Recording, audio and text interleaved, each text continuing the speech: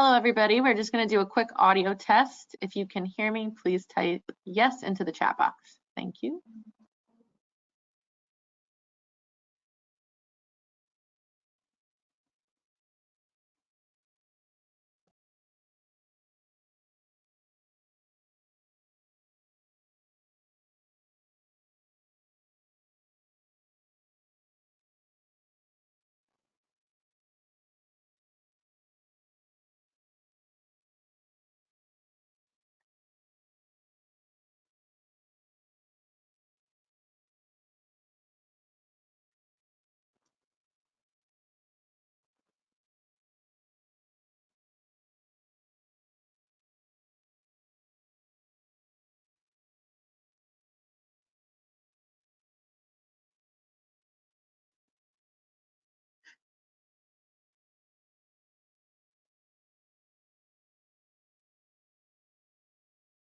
Alrighty. Hello, everyone. Thank you for joining our Withum Retail Automotive Industry Update webinar. Today's program will be presented by Withum's Stuart McCallum, Lewis Young, and John Noonan. Before we begin, I have a few housekeeping notes. Materials for today's presentation can be found in the toolbar located on the right hand of your screen. At the bottom of the toolbar, you will see a question box. All questions pertaining to the webinar content should be asked there. We will do our best to address them, and at the end, we'll do a Q&A. Once the webinar is over, there will be a pop-up asking you to complete a survey of today's webinar. Please take a moment to complete it. It's our way of being able to provide you with the best and most relevant programs possible. And with that, I'm going to turn it over to Stu. Thank you very much for joining us this afternoon to discuss our retail automotive industry update. Thank you for taking the time with us. Lou, if you could. So firstly, disclaimer, the content discussed today is just general information purposes. If you have precise tax questions, please feel free to reach out to us or your typical tax professional.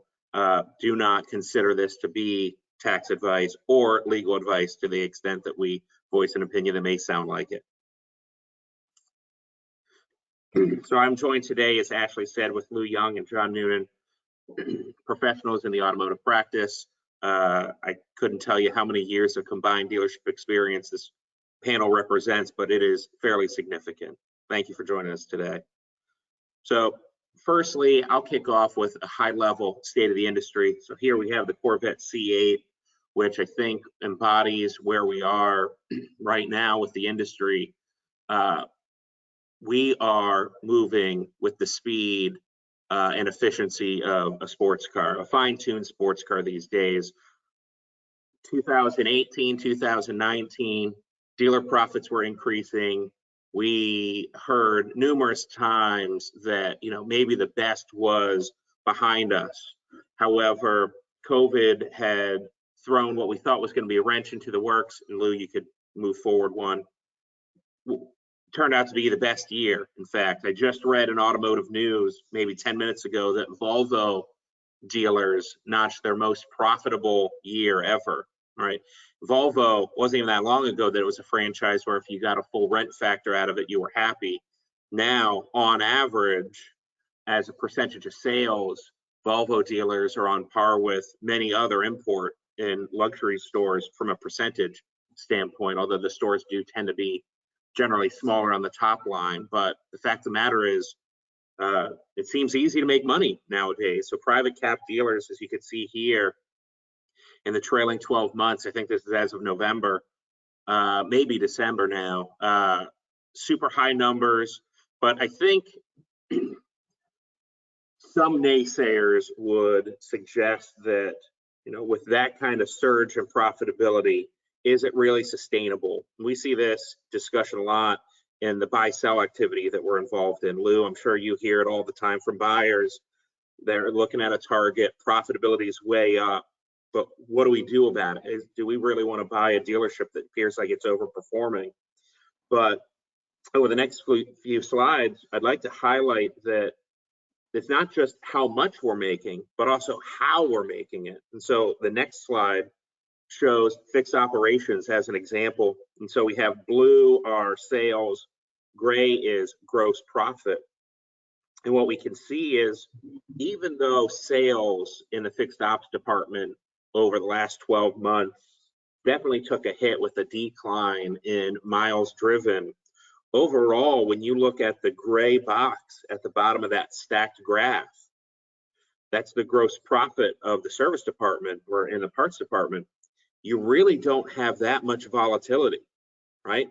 We still see dealers, while they may not be making as much out of their fixed operations as, say, in 2019, we did not see a precipitous drop.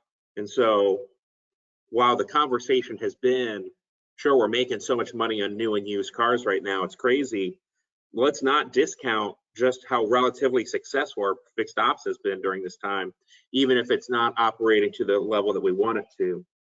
Brings me to the next slide that, and we hear this from a lot of dealers, it's easier today to make gross on vehicles. So this is new vehicles. And again, we have a stacked graph. So you can see gray is actual front end vehicle gross for new. Blue is what we'll call other vehicle income, or kind of your 805 account, your 905 account. Other income, which could be factory money and dock fees, things of that nature. And then we also have F&I that we're stacking on top of it. And so what I really like and feel most comfortable with is when we look at this graph, sure, other vehicle income increased, but we're also seeing increases in profitability, not just from factory money, but we're seeing increases in front end gross and F&I during this time. So it's a very even keeled, sustainable approach. It's not as though one of the manufacturers changed the factory program and everybody's printing cash and that spigot can just as easily be turned off. We just aren't seeing that in the data. The data seems to show that we have a very sustainable and even approach in the way that dealers are making money today, that there's not an over reliance on one segment or another. And that's kind of the front end, right? But on the other end, and Lou, if you could switch over, on the other side of this, we also see very smart cost controls. And during the pandemic, it was no secret, dealers slashed their advertising budgets. Nobody's driving, so we don't need to advertise on the radio. TV subscriptions are going down, so we don't need to do TV as much. We can focus more on digital advertising. And so advertising definitely went down. What's most interesting to me, though, about advertising expense, and you can see the trend along other items as well, PVR also decreases. So this almost implies that while we were able to cut expenses overall, it seems that dealers are much more wisely deploying their advertising dollars these days, right? So maybe I did a deal 2 years ago, a transaction. The dealer spent somewhere in the neighborhood of $3 million a year on traditional media, radio and TV, $3 million. We knew it was not a wise spend of those dollars, but he had always done it, so he didn't want to change his ways. And so there was a lot of what we'll call inefficient or dead ad spend that I think has been flushed through the system, such that not only has advertising declined, but the per vehicle retail on advertising dollars has also declined. So again, this would seem to imply that we have a sustainable and healthy trend with respect to profitability, both on the gross side as well as the expense side. Lou, one more. So now fast forwarding to the future of the industry, because again, what we get a lot in buy sells is, well, what happens in the future? We're talking with a few institutional investors. So think large family offices, private equity groups that are asking about, well, what does that look like? And how does unemployment play into this? So here you see household debt service. So that is the amount of a person's income or household's income that goes to servicing debt. You can see there's been a slow trend here since the financial crisis to where we hit COVID. And again, the media would tell you, and that's not saying fake news, but the media would seem to imply, based upon sensationalism, that the American consumer is hurting pretty bad. Lou, if you click one more time. So that is the lowest ever household debt service percentage ever recorded. This data has been tracked for 41 years, and this is the lowest point. That is, more of a consumer's income is going to other things other than debt for the first time ever. So here, if you looked at this, consumer balance sheets are the healthiest they've ever been. Sure, there are some unemployment numbers out there that may appear to be a headwind for the industry. However, if you think about the customers that were coming in and buying cars in 2008, looking at this graph real quick, it's about 3.5% difference in debt service. Not saying that 2008 should be where we want to go, but there's a whole lot of runway left in terms of consumer spending ability to get to the demand that we saw more than a decade ago, right? That frenzy of activity. So where we're at today really is just the beginning of the consumer debt cycle for us. And this would seem to illustrate and indicate that we have quite a bit of runway left in terms of vehicle affordability. Lou, one more. So continued claims, and this is what I was saying, the media talks about unemployment. Now, unemployment can change week after week, and if somebody shuts down a factory today, you can have a huge spike in unemployment, but that's not necessarily indicative of the overall economy. So we look at something called continued claims. That is, whoever filed for unemployment insurance or benefits last week, they continue to be on the unemployment rolls this week. We saw a huge spike right during the pandemic with the shelter-in-place orders, but you could see it has been ticking down ever since. And you can see that that decline in continued claims really accelerates starting in the beginning of September. And this represents when the additional unemployment benefits expired. So this was when people stopped earning that extra $600 per paycheck. So all of a sudden, a slew, an avalanche of people re-enter the workforce. And so over the next 6 weeks after the termination or expiration of the elevated jobless claim benefits, you saw 5+ million people re-enter the workforce. And so we're continue to see that trend. But if you click one more time to illustrate how much room we still have left, again, dealers are making record profits, but we still have about 3.3 million people that have yet to get back on continued payrolls, or that is to come off of continuing unemployment claims. So again, the last slide paired with this seems to at least lend itself or illustrate that we have significant runway still left in automotive retail to go out and sell cars to people we've never seen before, or sell cars to people we haven't seen in a while. So this, again, very encouraging to me to see that we still have, and I know that some would say, oh, well, these are real numbers. These are people that are still seeking employment. But with COVID vaccines coming out, shelter-in-place orders going away, states reopening, it's really only a matter of time before we get back to a more sustainable or long-term trend of continued claims. Like I said, it represents about 3.3 million consumers that are working age, that are typically your car buyers. So significant upside still, I feel, for the industry over the near term, if you will. Lou, one more. So let's talk about the future, which is what some people say is longer. 5G has been touted as the ultimate gateway or bridge to autonomous vehicles. And so these are some headlines. Some of these are taken from Forbes, some of them taken from Bloomberg, some of them are taken from automotive specific journals and periodicals.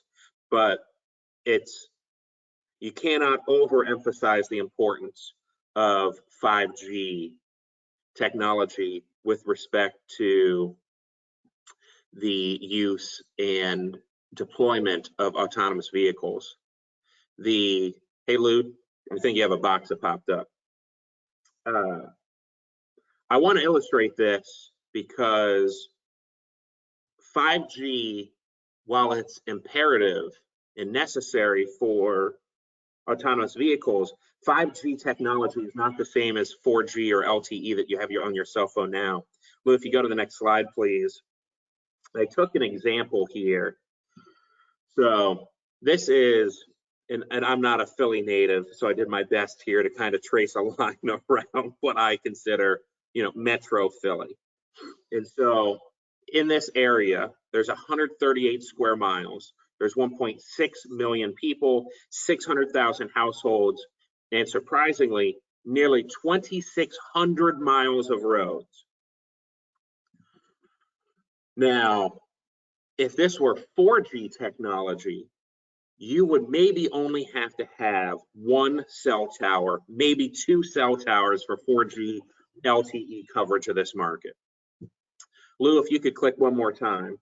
The number of 5G towers needed to cover this highlighted area is 1,211. So let that sink in for a second. The typical coverage of a cell phone tower is give or take a 10-mile radius in terms of data coverage. In terms of cell phone coverage, it can be as much as 40 miles.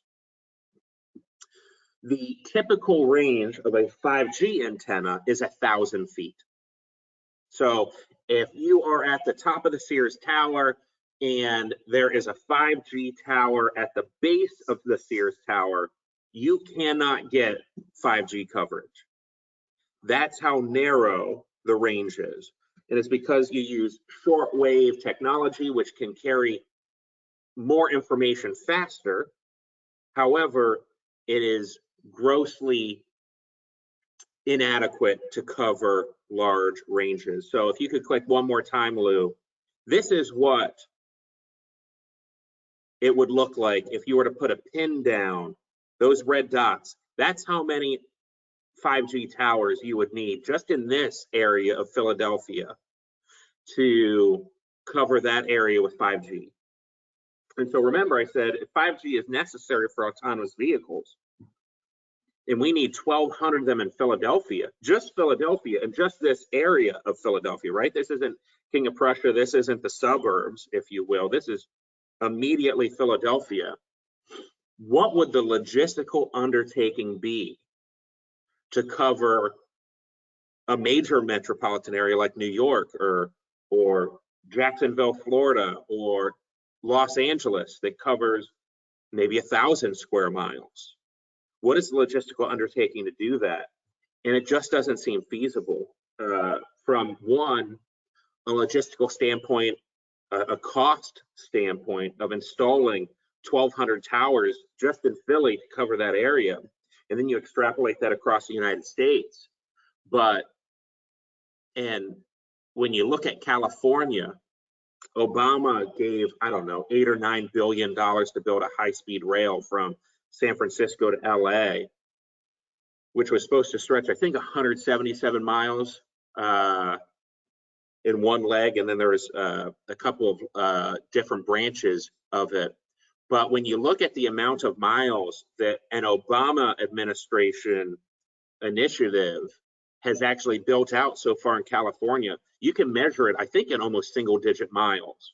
Because in California, which is notorious for this, you have zoning, permitting, going forward through the city, maybe you even have some kind of village, then you have county permits, you may have regional permits, you may go through an area that's sensitive wildlife, you could have a state permitting process.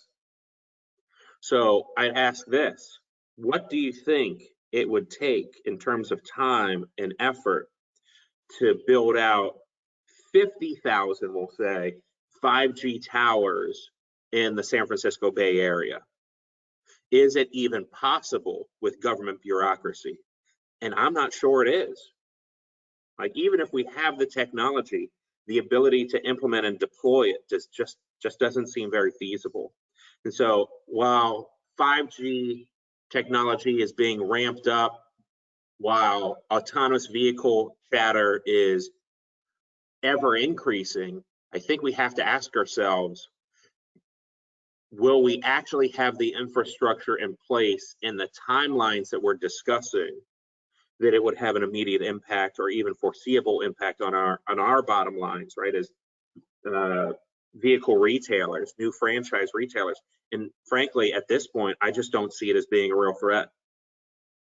Now, I may eat my words in 5 years, but looking at these logistical challenges, it would be hard to believe that in the states that would most likely be the ones to push autonomous vehicles and be the testing grounds, the guinea pigs for these, they're probably the least likely to approve such a logistical undertaking of shortwave transmitters being next to schools, hospitals, whatnot. So it'd be interesting to see what happens, but I think now more than ever, I am confident in the franchise new car model. I just don't see the long-term threats that are sensationalized by the news media at this point. Lou, I think that's the, yep. Okay, well, that's pretty positive outlook, something to think about. With that, I'll go right into the to get into some of the current events. The main issue that we've all been talking about, I'll go through this briefly. Today, as Ashley mentioned, we've got a lot of questions from the audience. We wanted to make this as much as a discussion as anything else. So we'll go through quickly and then start to answer some of the questions that you have in fact brought up. And so what I'll do is just give you a quick update on the PPP programs. This is just an indication of how much activity there's been in the last month. As you can see, there's updates coming out all the time, and they continue to come out. So we're seeing the money go out, not exactly as fast as the first program, but it's going out at this point. And as many of you know, it's slated to be done, finished up by the 31st of March. So just to talk about some things that were added in the program. One, we can now select a period of time between 8 weeks and 24 weeks, where before it was either 8 or 24. But now if you choose to go with 16 weeks, you can apply at the 16th week period and have your limitations set up accordingly.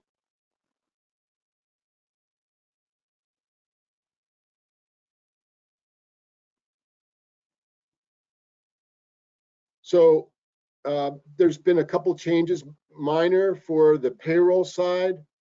The payroll costs have added group life, disability, vision, and dental insurance. On the non-payroll side, and this is for both PPP II and PPP I, if you haven't applied for forgiveness, there's a couple items, a few items that have been added as non-payroll costs. That includes operational expenditures, certain software or computing services that you need are added for your operating expenses. Any damage that's occurred in conjunction with the 2020 period, including any vandalism, looting, any supply costs, so supplier costs come into play here. Anybody who has costs that were in effect at the time of the covered period, or with respect to perishable goods in effect before or at any time during the covered period. And the last thing is the protective expenditures, the protective equipment. We call it the PPE. And this includes anything that you need to put up in order to comply with the state, federal, or local guidelines in place for social distancing and worker safety. So these are the 4 items that have been added to the non-payroll cost list.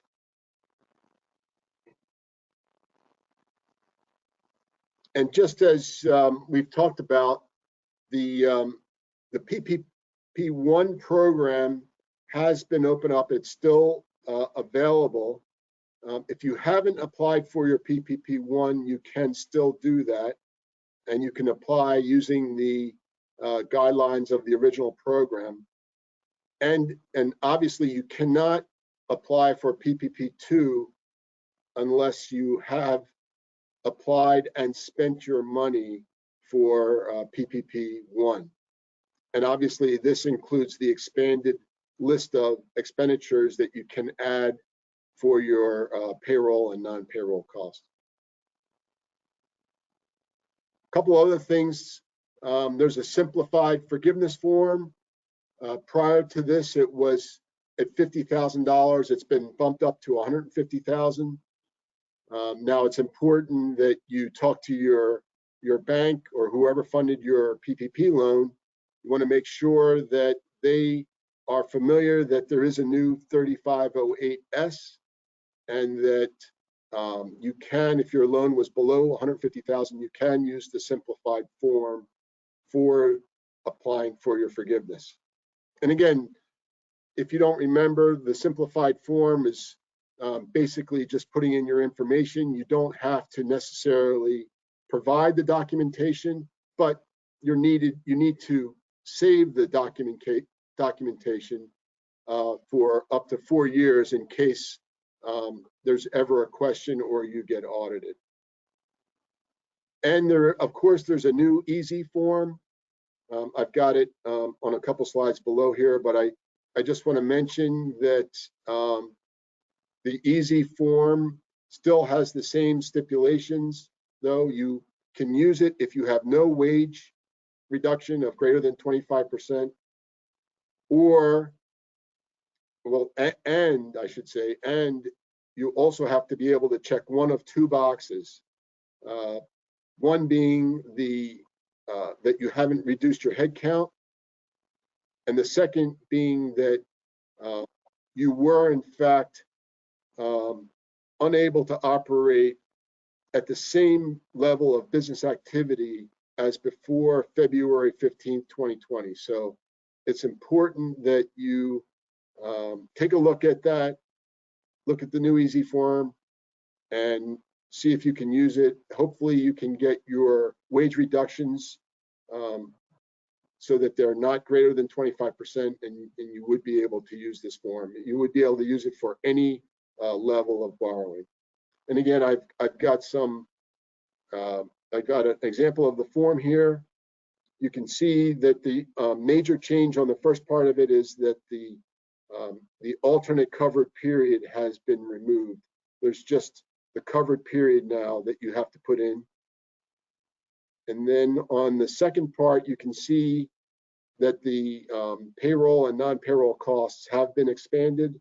So we've got a few more lines here to include additional costs, but as you all know, payroll costs are the lion's share of the costs that we've seen, especially over a 24-week period. So the payroll cost should exceed your loan amount. So any amounts in addition to payroll costs would simply be gravy, as one of the banks said, and you will be funded based on line 10, which is your loan amount, your PPP loan amount.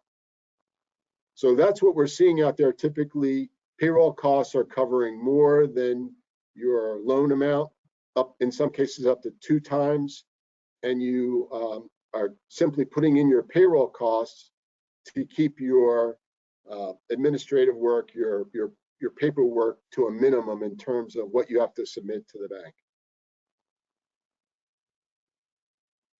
So the next program is we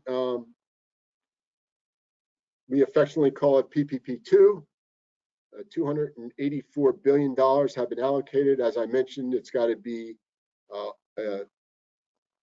applied for by March 31st. And a couple things are in place here. There's a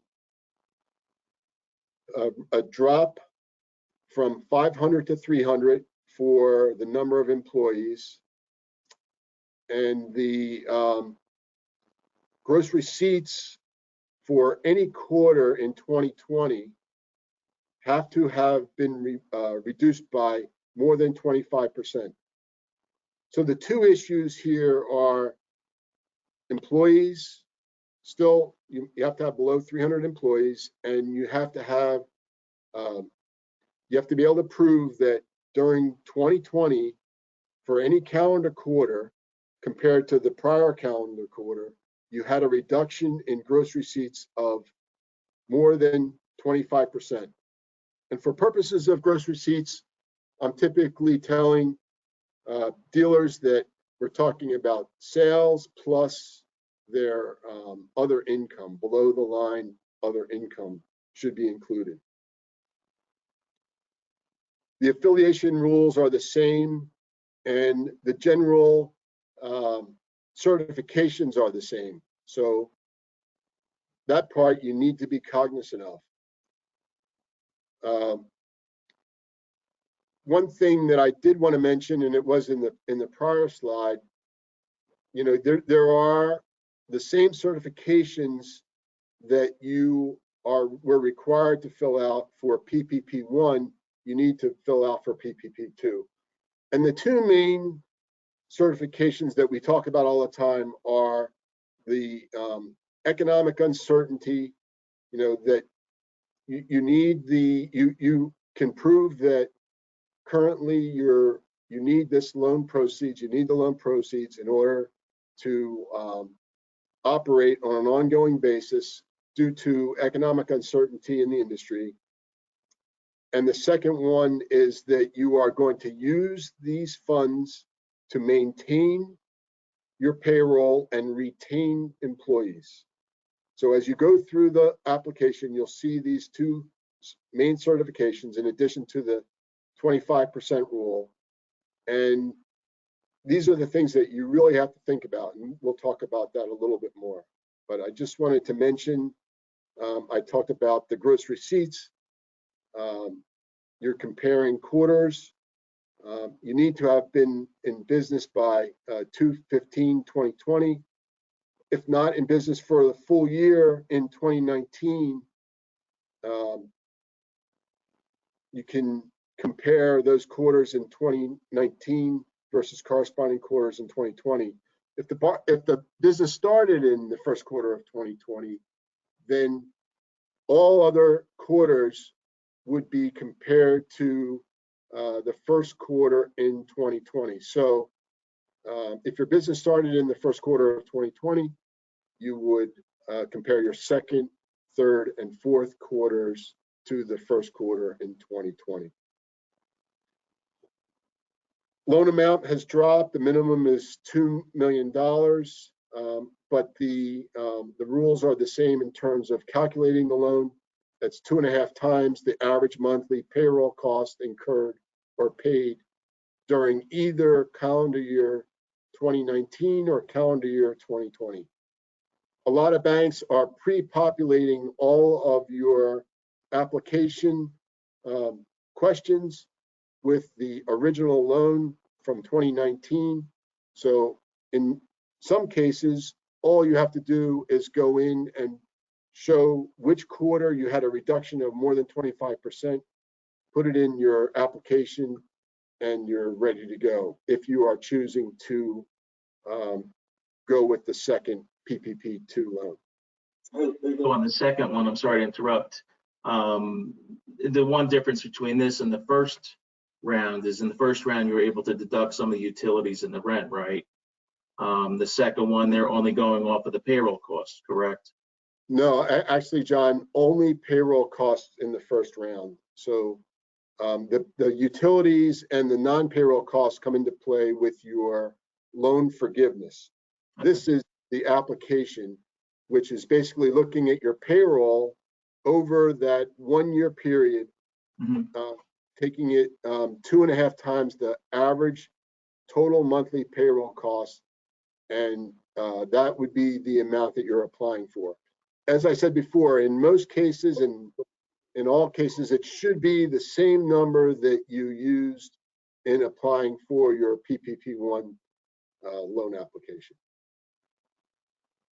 So we can all jump in here. John, I know you have some thoughts. Stuart, I know you may have some thoughts, but we're getting a lot of questions on these certifications. The economic uncertainty certification, are we in the same boat that we were in last spring? As you know, and that's not true across the board, but Stuart mentioned it before, the dealers were doing a lot better in the second half than they were in the first half.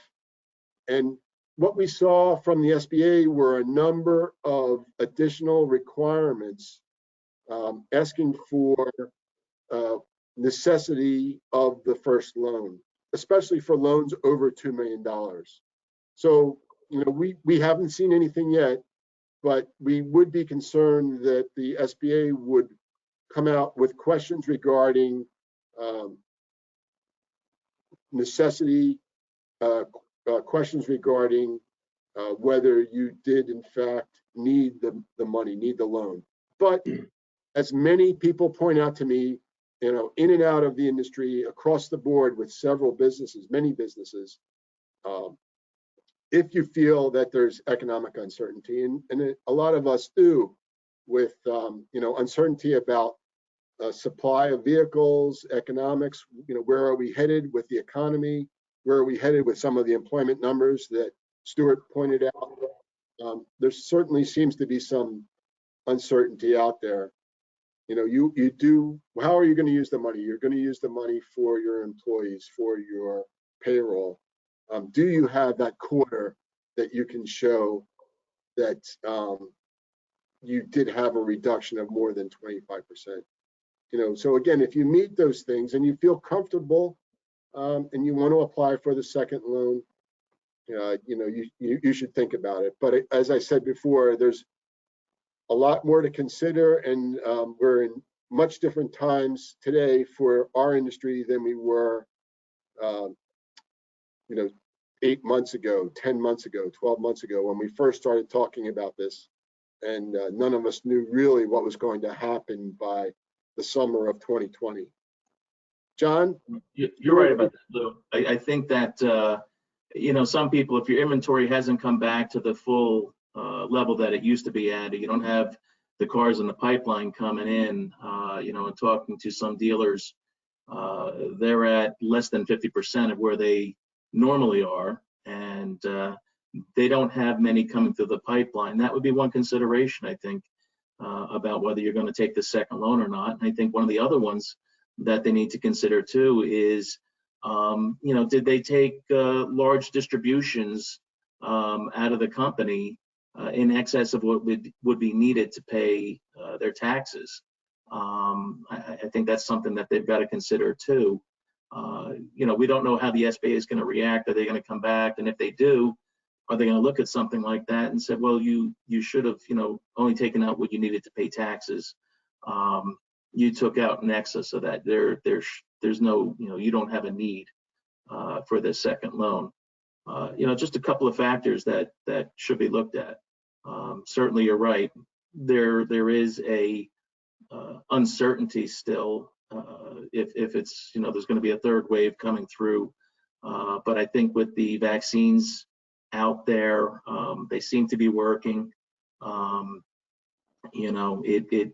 It's probably going to alleviate some of those closures. Although I know the dealerships, it seems like there's every other day I'm hearing of somebody's infected with it and they're quarantining, and everybody else is getting tested. My 2 cents. Okay. It all depends what you consider to be economic uncertainty. I don't know, maybe I'm the most aggressive of those on the panel with respect to applying for PPP loans. It's no surprise internally that I would take that role, that position. But I think that if you can clear the objective requirements, right, the 25% decline quarter over quarter or quarter year over year, I feel like there's enough economic uncertainty, you know, as we'll define that term, or the IRS defines it, to warrant at least an application. I know that this time it's at least my understanding that, you know, you have this burden of proof is on the dealers, to indicate how we're going to use the PPP money to keep employment, right? If I give you this money to keep employees, how can you prove that this money is going to be used to keep employees that would otherwise be let go? The example that I've been talking about is PVR, right? So both from a dollar standpoint and a volume standpoint, during the original pandemic and PPP, dealers, my clients, cut their headcount dramatically in many cases, and then they hired them all back. Well, most dealers, I think when you look at the workforce study, most dealers are really where they were before the pandemic. Maybe their headcount is down 5, 10, 15%, but most of the dealers I talk to, their headcount's not down 30 or 40% still. They've added everybody back. And to John's point, we're having supply chain issues. I talked to a dealer, he texted me and said, got another email from GM this morning about production cuts in China, which will affect Malibus, Trax, and Equinoxes. So basically everything that Chevy makes is getting punched in the gut one way or another at the moment. And so, you know, looking at that text, if I'm a Chevy dealer and I'm not going to have the same vehicles to retail, the number of vehicles to retail, then my PVR compensation for sales is going to be out of whack. If I'm a dealer and I want to see my average sales professional retail 10 units, and it drops to 7 or 8 units per professional, well, then I have every reason, justifiably so, to start trimming my sales professionals. So if you could track your PVR sales compensation and vehicle volume by sales headcount, compare that to your current inventory, I feel like you could probably have at least 1 or 2 legs to stand on to justify that you probably have more headcount than you need. But thankfully, Uncle Sam is going to give you money to help keep those people employed. And there's probably a whole litany of other ways that you could rationalize it, but I think that's probably a big one, because it goes right to the argument of PPP II, which is, how do we keep people employed? Well, those are great points. I just want to say, take a look at the applications. Take a look at the second drawer borrower application form. Look at the certifications. Think about what we talked about today, and you know, you can always give us a call. You know, John, Stuart, any of us at Withum we're certainly getting a lot of calls on this, so we can continue to answer any questions that you have. John, why don't you go into the current tax situation as of, I guess, yesterday? Where are we with the taxability of the PPP loans? Okay, so yeah, I'll do this briefly here. I know it's one of the points that for a long while we were wondering how the IRS was going to treat the loan, and when it's forgiven, we're going to have to pick it up in income, or was it going to be forgiven completely? And we also are able to get the deduction for the expenses.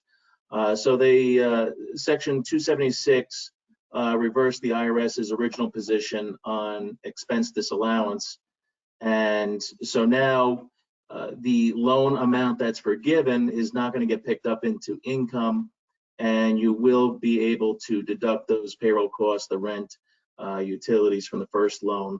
Those will all be allowed, you'll be allowed a deduction for those. It's effective retroactively, so it'll cover all the borrowers under a PPP loan who obtain the loan forgiveness. It also provides the same tax-free treatment for the second round of loans.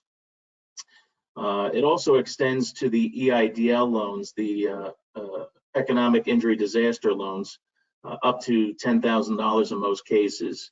Those are now tax-free, and there's no expense disallowance for that. It's the same for grants for shutter venue operators and subsidies offered for certain SBA loan payments, among others. If you want to go to the next slide. The next 3 slides, actually, because originally we're doing this, there was some of the states were following suit for the corporate and personal income tax. Others were just the personal income tax, but now across the board, and I'm just going to talk about our area here, New Jersey, New York, and Pennsylvania. All 3 states are going to follow suit with the federal government, and so the loan forgiveness is not going to be included in income, and each of the states are going to allow the deduction for those expenses that PPP money was spent on. So you're not going to have that difference where you get the forgiveness on the Fed, but New Jersey, New York, or Pennsylvania are going to make you pay tax. That's not the case anymore. And those are more recent developments. We have been waiting up until, like Lou said a few days ago, for some of the states to make up their mind on that. One other point I'll get into, and I know it was one of the questions that somebody had asked prior to this, and I debated whether to put a slide in or not, and it pertained to LIFO Recapture. And as I had alluded to earlier, some of the dealers, their inventory levels by the end of the year came back up to almost where they were the prior year, some a little higher, but there's still some that are probably at 50% or less, and they are looking at a significant LIFO recapture because the inventory levels are so low. What we've been doing is looking at our clients when we're in there for December projections and trying to determine where they're going to be at. If we're expecting a large recapture for the LIFO reserve, we discussed with the client whether maybe they want to go off of LIFO, and instead of picking up one large lump sum, whether it be $1 million of LIFO reserve or more, do they want to go off of LIFO and recapture the entire amount over the next 4 years, break it out into smaller amounts? The other thing to consider is income tax rates might be going up over the next 4 years. So we've been looking at them on an individual basis. Each dealer's circumstances are going to be a little different. Some might have NOLs where we can offset the whole amount this year or a large amount of it, and absorb that recapture in the 1 year. And I'm just talking about due to the reduction in the inventory levels. But it's a conversation you should have with your accountant. If you are looking at that, maybe look at some scenarios as far as going off of LIFO reserve this year and recapturing it in 4 equal amounts over the next few years.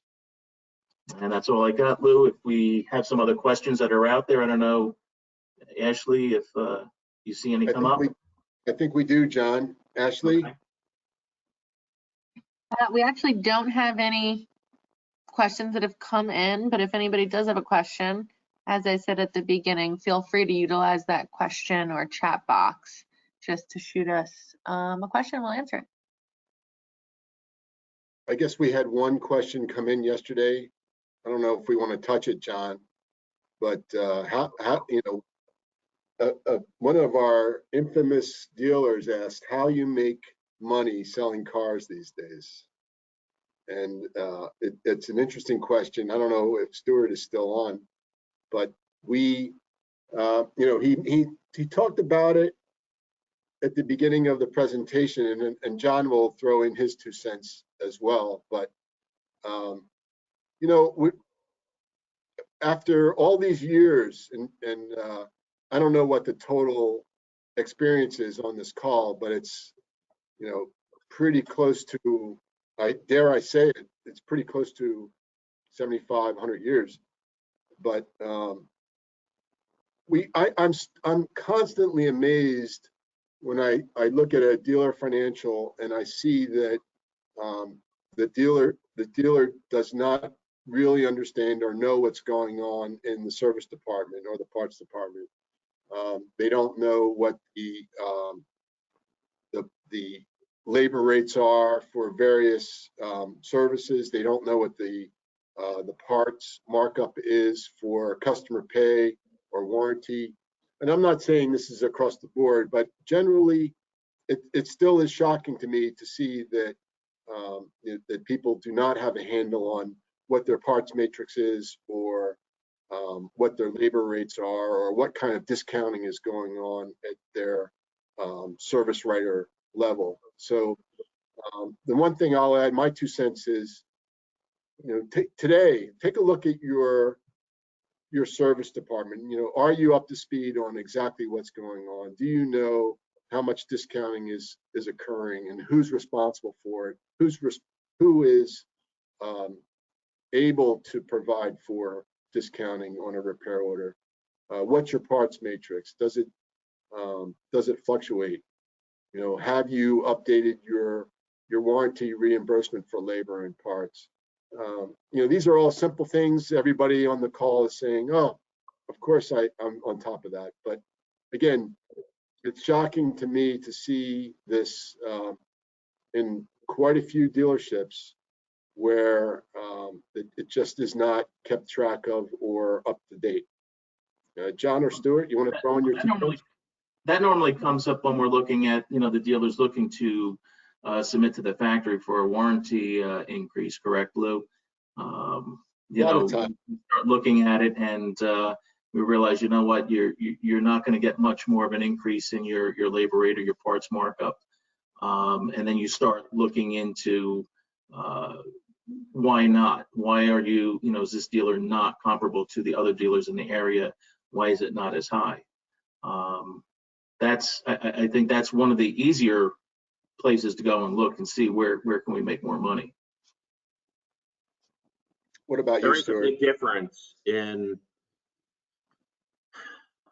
the dealers that I've met that make the most money and their attention to fixed ops. There's definitely a correlation. There's a dealer in mind that I've known for probably a decade now, doing consulting for him here and there. And you look at his labor rates, and he is not just applying for labor rate increases. He's talking to the OEM, his rep. Hey, why is it that my labor rate's this, but I hear somebody else's is this? What could I do differently? How does this formula work? How do you determine this? And he's made a science of it, and now his labor rate is so ridiculously high. He's just printing money out of his fixed operations. He has higher grosses than others. There's a ton of ways out there to make money, I think, in automotive retail, but it's not, it's 5 cents here, 10 cents there, right? An extra $1 here, an extra $1 there. But if you can get an extra $5 per RO going to the bottom line, and you do 15,000 ROs, that's a lot of money, right? You just bought yourself a BMW 7 Series just by increasing ROs with a shop charge, or whatever the case may be. I think that it is that attention to the back end that dealers are more commonly now aware of, but still most general managers today grew up on the front end of the business, and so they have no idea what's going on back there. No idea if we're using our wheel alignment tool as an upsell for every customer that comes in, or just some of them. But again, it's $89 every time you put somebody on the rack. You should be pushing that every time. But again, I just don't think a lot of general managers have as keen of an eye to the back end as the front, which is unfortunate because there's a ton of money. I would tell you that I am surprised at the resiliency of dealers in that. And there was a lot of talk, oh, you can't make money retailing cars, you got to make money elsewhere. And while I'm not sure that anecdote holds true when you look at front and back end money, including factory dollars, but when dealers felt that they couldn't make any money retailing cars, they invested a whole lot of time, training, and money in F&I. And now you see F&I numbers just going through the roof almost monthly, definitely every quarter you see F&I per copy marching ever higher.